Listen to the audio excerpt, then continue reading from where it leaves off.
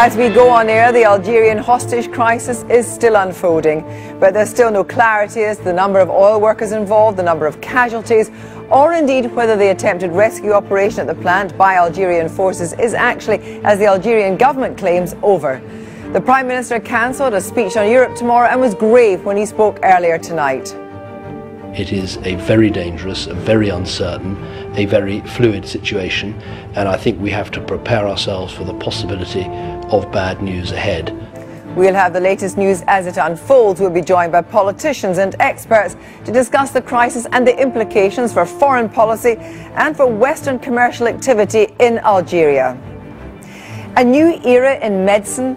The government has plans for a national DNA database, but who benefits if we share and share alike? The government thinks the health and wealth of the nation could benefit if we were all a little more open with our data. So the question is, how far are we prepared to trade our personal information for the promise of a healthier future? And Bear Grylls has just filmed a series in which he takes celebrities on adventures.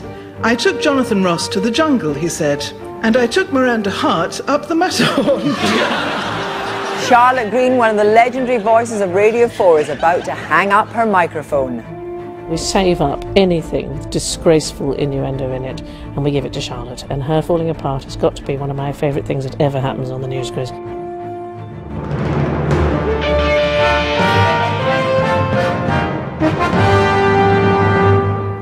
Good evening. The Prime Minister has said tonight we must brace ourselves for very difficult news from the hostage crisis at the Algerian gas plant. And now we expect multiple casualties.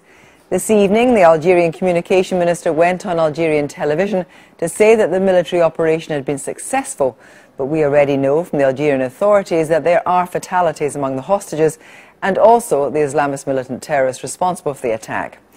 Among the hostages at the Amenas plant in the heart of the oil and gas region are British, French, Japanese, Norwegian and American nationals and possibly Filipinos.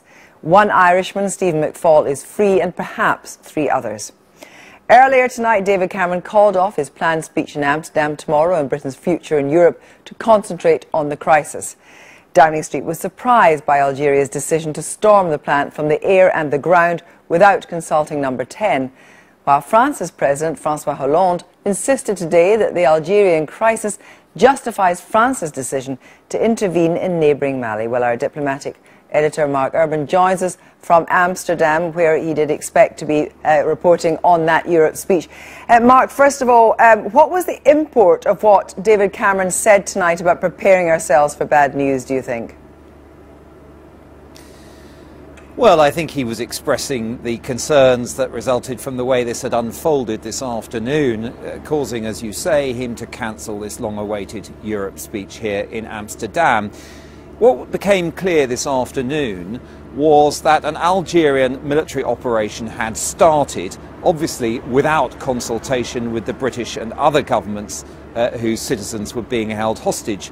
Now, my understanding is that Foreign Office and MI6 personnel were on the ground in Algeria, and it was from them that the British government first learnt the news that something was happening, that shots were being fired and that the thing had turned violent.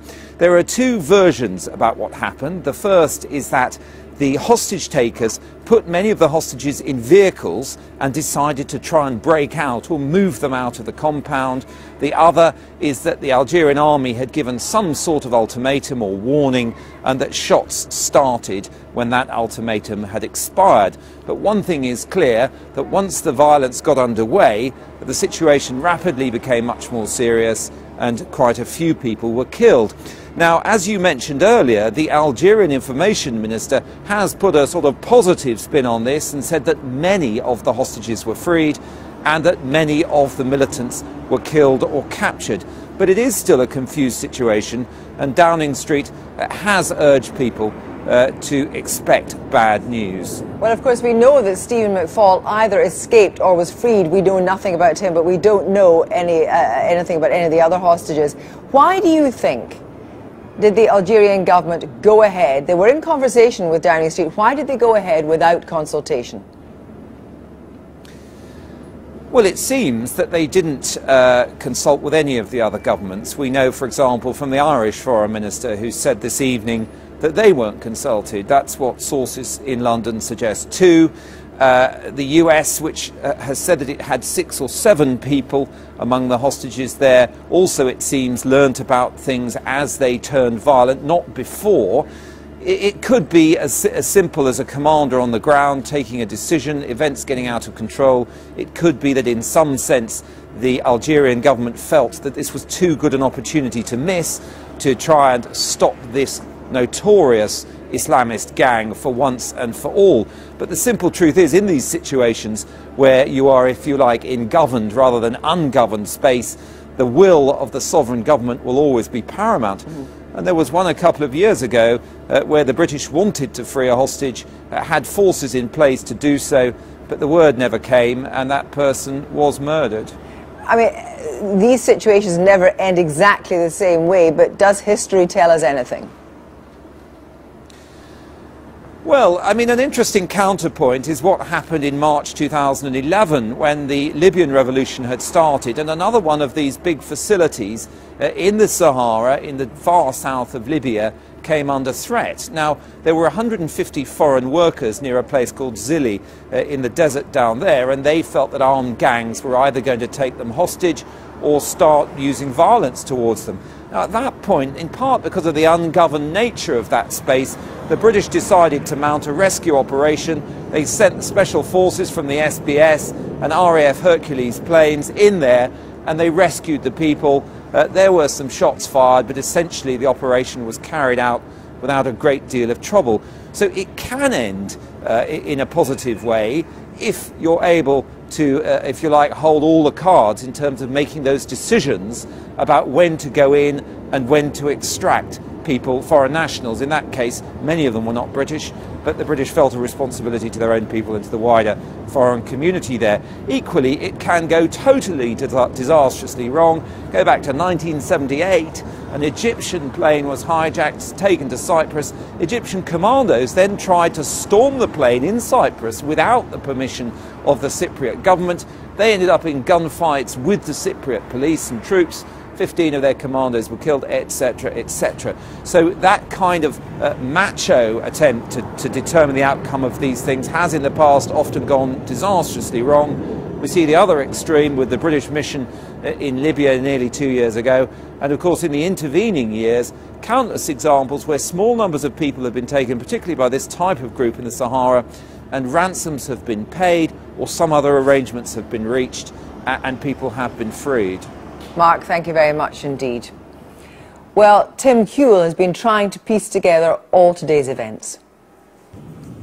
The exact details of what happened today at the In Amenas gas plant in eastern Algeria are still unclear. But certainly the operation by the Algerian military to rescue the hostages held there since yesterday by Islamist militants went badly wrong. Earlier in the day there was some good news, as one hostage, Stephen McFall from Belfast, phoned his family to say that somehow he was free. I'm elated. I just can't describe how happy I am. I didn't think we'd have got this so soon. But even as the rescue operation continued, the British government sought to prepare others for the worst. It is a very dangerous, a very uncertain, a very fluid situation, and I think we have to prepare ourselves for the possibility of bad news ahead. COBRA officials here are working around the clock to do everything we can to keep in contact with the families, to build the fullest possible picture of the information and the intelligence that we have. I've chaired meetings of COBRA today. I'll continue to do so, and I'll do everything I can to update people about what is a difficult and dangerous and potentially very bad situation. Now, several hours later, there are still conflicting reports about how many died in an operation the UK wasn't warned about in advance.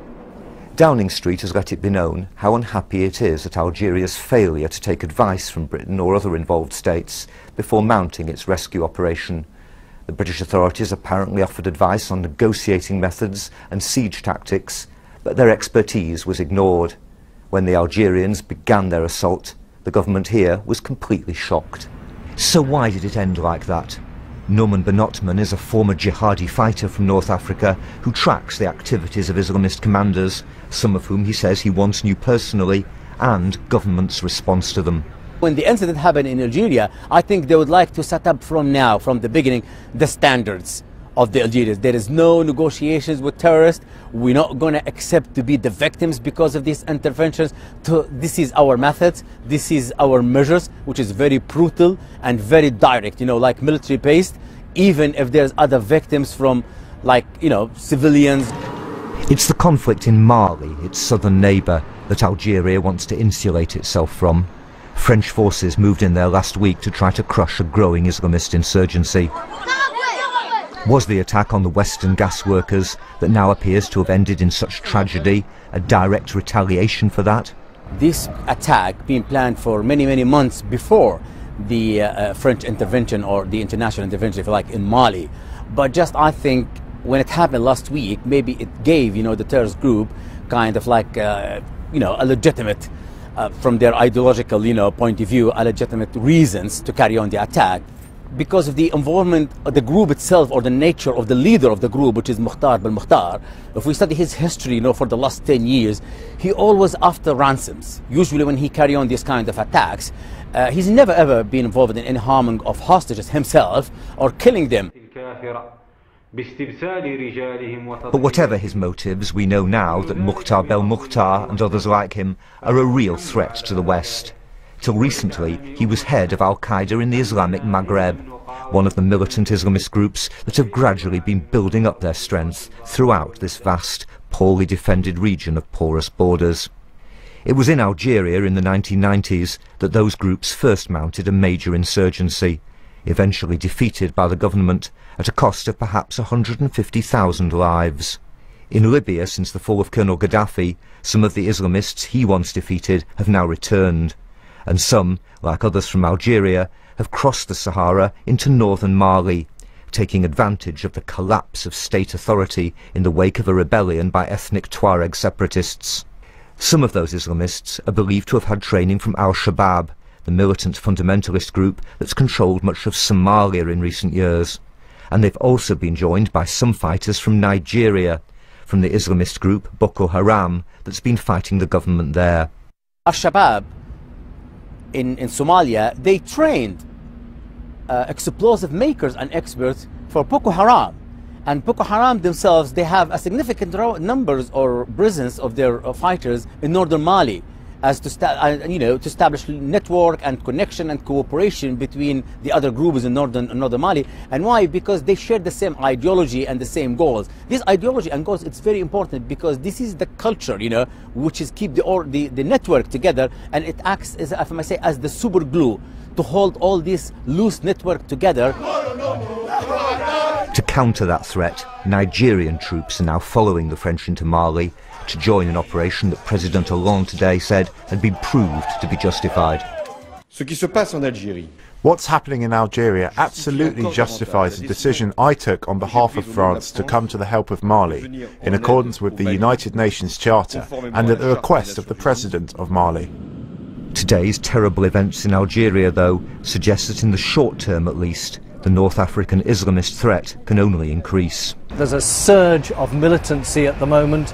It's linked to what's happening in Afghanistan and in Somalia, and they're trying to create the same sort of pushback against the West and non-Islamic people.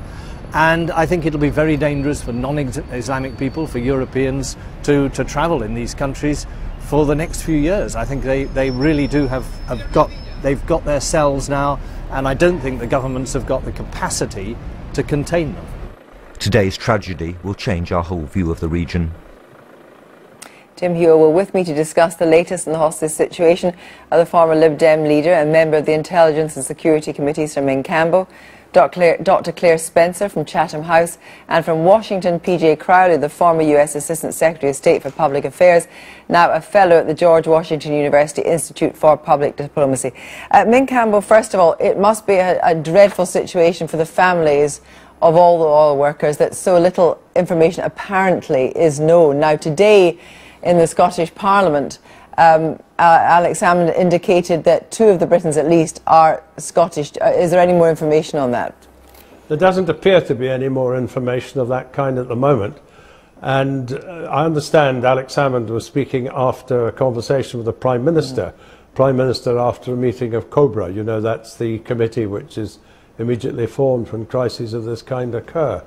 It seems to me that one of the first questions will be, did the Algerian government act out of necessity, or was it out of some kind of view of national pride?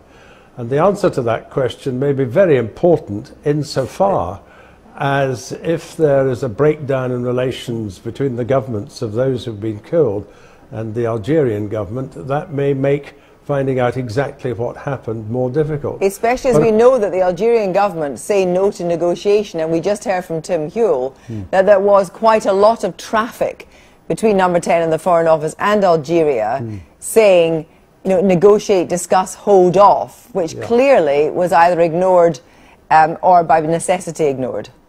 Well, you can have a policy of saying we're not going to negotiate, but that doesn't mean to say you have to take action as soon as appears to have happened in this case. And of course, if you think about it, British Special Forces and American Special Forces and French Special Forces have got a much greater amount of experience about this kind of thing than, putting it bluntly, any Algerian equivalent might have. And that's why there will be suspicions that this was an action taken out of national pride. Well, whatever the reason it was taken for, nonetheless, as the Prime Minister said, and if I must say so, a more sombre mood, I think, than I've ever seen him before.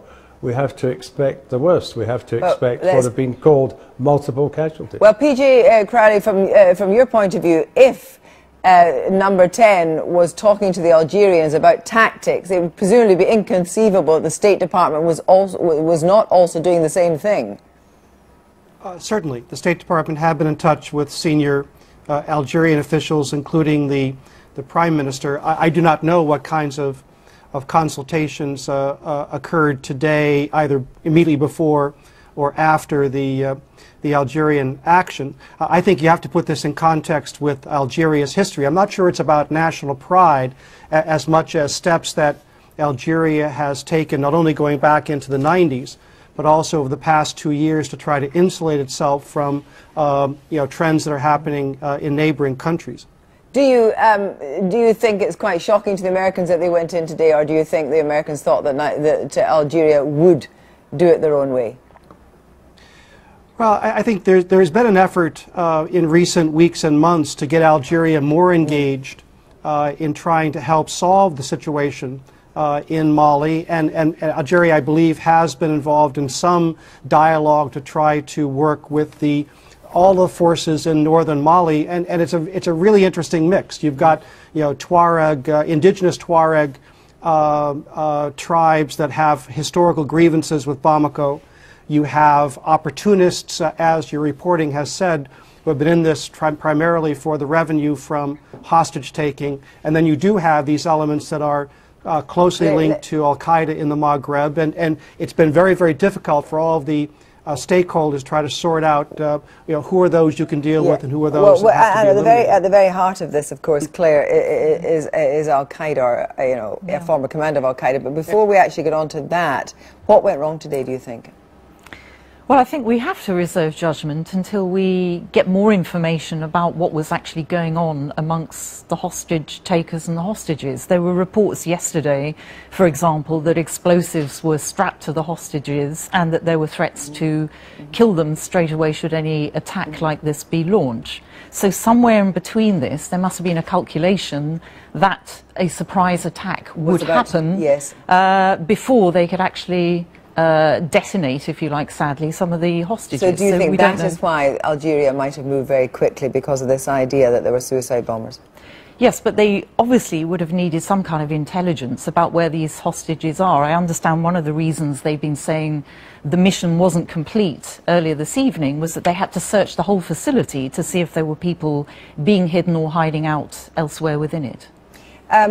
But we're in a situation now where we're dealing with not Al-Qaeda itself, but Mokhtar Belmokhtar, who himself is trying to prove himself. So even he is slightly separate from Al-Qaeda in the region. But Tim Hewitt was just saying there that in that area, Al-Qaeda is completely unfettered by the idea of nation states. So in a sense, no matter how much Algeria is trying to be brought into the fold, is it an extremely dangerous place for all these companies that are trying to move in there? British Airways, GlaxoSmithKline, all these companies that are trying to do business. Well, I think one of the things that will have to be investigated is how it was possible in an area where, as we know, in the 1990s, there was always a possibility. Algeria itself was riven by internal violence of an Islamist nature, but there were other factors at play. There were big fears then that these oil and gas facilities would be attacked by insurgents of different kinds, and largely they weren't. A number of gas pipelines were attacked, but they were quickly repaired. So what has gone on recently, over the last decade, it's been fairly safe, but yet this Al-Qaeda in the Islamic Maghreb has a residual presence, not much, around 200 people in Algeria itself, but have also migrated not just to Mali, but across the Sahel region. The question is, they haven't attacked any of these facilities in recent years. Why suddenly is this happening now? And they claimed yesterday, Belmokhtar's crew, that it was associated with the French attacks in Mali. And yet, when there's a history of non-negotiation with the Algerians, Belmokhtar, what was it? Was it ransom, do you think, or was it Mali? In what case? The Belmokhtar decided to attack? Well, I think what's interesting, he was the leader of the Al-Qaeda in the Islamic Maghreb faction in Mali. He has been part of a faction which has enriched themselves through ransom. He has been reported to have separated himself, had an argument with other leaders. And so this is a new factionary movement he's now heading. Min Campbell, do you think that, Francois Hollande says this justifies France's action in Mali, but do you think the two are linked? Well, I think that's an inference that people will want to examine very, very carefully. I'm not sure I go along with Monsieur Hollande in saying that this justifies the French action, because after all, the French action was taken for a particular purpose in relation to Mali. What people will want to know is whether it's a consequence of the French action. And of course, the other point that people will want to know about is whether this means, rather as some of your other contributors have indicated, whether it's now going to be regarded, if I may put it colloquially, as sort of open season on these plants, which are soft targets. They're enormous, we know that. They're very difficult to guard. And it would be virtually impossible to make sure that you could keep them safe in all circumstances against a determined Islamist terrorist force like the one we're talking about. Which then begs the question, there may be some help being given by British forces in some way in Mali, but it begs the question, will British forces perhaps have to become part of the Mali operation? And I'll also put it to P.J. Crowley, the US, but first of all, Britain. Well, of course, what we've, so far, our contribution has involved the provision of transport aircraft, two C-17s. But I think and the Prime Minister up till now has been pretty strong, as indeed is the Foreign Secretary, in saying there's no intention of putting British boots on the ground. I have to say there was general support in the House of Commons for the action that's been taken so far, but if that were to be extended either in degree or in kind, then I think there would be very substantial political reservations, and also in the light of our recent history in Afghanistan and before that Iraq, very considerable reservations in the minds of the public. But P.J. Crowley, presumably huge resistance among ordinary Americans about getting embroiled in Mali, but it might be, if this is the big focus for Al-Qaeda, that the US might have no other action but to become embroiled in Mali with the French. It's not likely that the United States will become directly involved because by U.S. law, because there was the military coup last March, the United States is prevented legally from providing assistance directly to the Malian government. A lot of lawyers here in Washington are working overtime to try to figure out how to support the French and how to support the incoming African intervention force without breaking U.S. law. I do think that it will accelerate the planning that was already underway because obviously what we're seeing on the ground is perhaps a far more dangerous situation, and the capabilities of the insurgents are much more significant than might have been initially assessed. But whereas the United States has taken direct action in places like Pakistan and Yemen, Mali will follow, I think, the Somali model, where you'll be empowering indigenous regional forces to take action. In Somalia, it has been successful, obviously, as of yet, not successful in Mali. Claire Spencer, you were saying, well, we know tonight that Statoil and BP are pulling all but essential workers out. There are two other plants in Algeria. If Al-Qaeda thinks that it literally is drawing blood, do you think that the push will really be on to make the Western companies feel very uncomfortable in Algeria? Well, it depends how many of them survive this attack. Don't forget, these movements are still very small. I don't know how many are actually involved in this. This current assault is about 20, but I think we're talking all around about 200 people, perhaps, in these movements. They know the terrain very well. They have been operating in these very difficult areas for some time, at least over the last 4 or 5 years. They have become wealthy. They are not just involved in ransoming previous hostages, and don't forget the French still have a number of French hostages. There are others still in the region who have yet to be ransomed.